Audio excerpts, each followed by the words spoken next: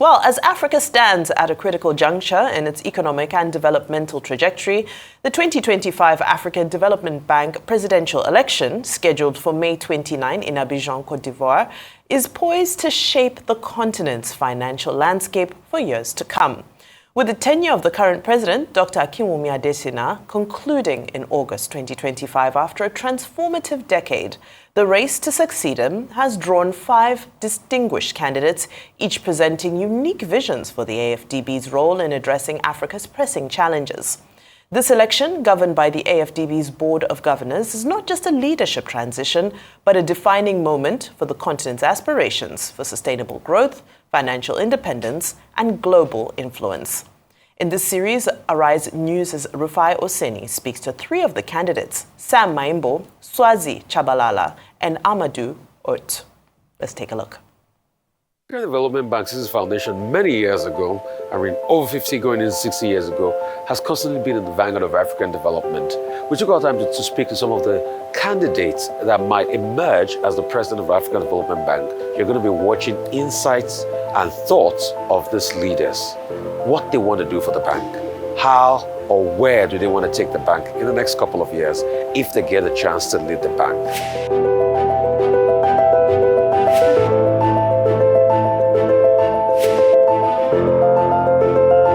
My goal is to pick up the baton from the day President Adesina leaves and focus on 3 priorities. The first one is to make sure that we accelerate the growth that Africa requires to grow. The good news is we have 16 countries who are growing at over 6%. We need to make sure that that number continues to increase. Unless Africa is growing at a significantly faster pace, we will struggle with 2 key priorities for me: jobs for our young people and resolving the outstanding debt issue that we're struggling with. That's priority number 1. And we will do that by investing in agriculture, infrastructure, and energy. Goal number 2, priority number 2, is supporting our governments, many of whom know exactly what they want, making sure that they have the financial resources that they need to finance the growth they aspire for their people. The third pillar is about the African Development Bank itself as an institution, strengthening its governance, strengthening the diversity of its leadership team, strengthening the efficiency and effectiveness of its systems and processes, leaning into our partnerships so that we scale up and leverage the influence that the African Development Bank has. I think that Africa is at an inflection point. The global economy is at an inflection point. And I think it's time that Africa sees this as an opportunity to do the things that it's needed to do for a very long time. For me, Africa's biggest problem is its lack of productivity. And you know that without productivity, no economic growth, and without economic growth, no jobs. So really, and what is the reason for that poor productivity compared to other regions? It is the fact that Africa doesn't have the infrastructure that it needs, including electricity, digital connectivity, roads, etc. So I'm calling my vision Lift Africa. And the Lift Africa really stands for a large integrated infrastructure as the first pillar, because without that, there's no productivity. The second aspect of it has to do with financial innovation and private sector development. And really this is important because traditional donor resources are reducing and have been reducing. People think this is a new thing, but it actually has been happening over the last 20 years. So we really need to think differently about how we fund infrastructure development in the continent. And then the third aspect of it is transformation, the internal transformation of the African Development Bank for it to be more efficient and effective. So for me, that is my vision for the African Development Bank. We really need to go back to basics. The African Development Bank was founded in order to develop the integrated infrastructure on the continent. And I think over the last couple of decades, we've tended to stray away from that, I think to the detriment of Africa and Africa's development. For me, it's very obvious. What I want at the end of the day is to make sure that this continent is more self-reliant, to make sure that this continent is creating enough jobs and revenue-generating opportunities for its people, especially for its young people and its women. At the end of the day, I want to see for the next 5 years, at least 300 million people get access to electricity through this partnership that we have with other parties, with other stakeholders, through Mission 300. I will personally work with member countries, work with the World Bank, the Rockefeller, and all the other partners, our governors, our board, and our staff, to make sure that Mission 300 is a reality. Success is also about making sure that the current team of the African Development Bank, the projects that have been approved, that have been started, that have been approved by the board, to making sure that they're implemented in the swiftest way possible. If you look at, for example, Nigeria again, we have some agro-processing zones that have been approved, several of them in Nigeria. You have the iodized project on innovation, helping the youth and women and all of that. Those are very critical projects. I'll make sure that they're implemented fast and money is disbursed and impact is felt really on the ground. You have also corridors in Africa, some rails, road corridors. If you look at, for example, the Sokoto-Badagry road, those are the kind of road you need to have to link the northern Nigeria to Badagry, and then to the coastal road, Lagos, Abidjan, Dakar Highway, which will take you all the way to North Africa. These are the kind of things I want to champion. In the energy sector, you look at INGA, it has been there for decades.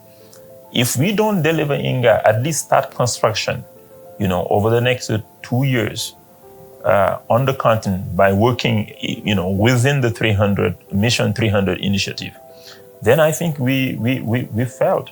This is a project that not only will transform the DRC, but also neighboring countries, and probably even provide electricity to South Africa. Ruzizi 4 is 4 countries in East Africa that will benefit from that also project. You look at South Africa in Madagascar, it's 40%, for example, of the electricity of the country. And these are things that we must do. All these corridors, even gas pipelines that need to be built from Nigeria to North Africa, through various countries. I mean, this is extremely important, and these are things that we must do if we are serious about transforming the continent. If we don't do some of these major projects on the continent, that we don't deliver on them, then we've collectively failed. And as the president of the bank, I'll be the number one to say I failed. But I believe with the vision that we have, that the plans that we have, with the people that we're going to partner with the staff that we will retain at the bank, that we will attract, with the use of technology, with the passion, the motivation, and the drive, the sense of urgency, I strongly believe that we can succeed. We can achieve our objectives. If I'm elected as president of the bank, I will work tirelessly every day, day and night, to make sure that we achieve this objective. And I strongly believe that it's possible. The big question is, who will take it? Who will get it? Where will the vote sway? Who's going to emerge?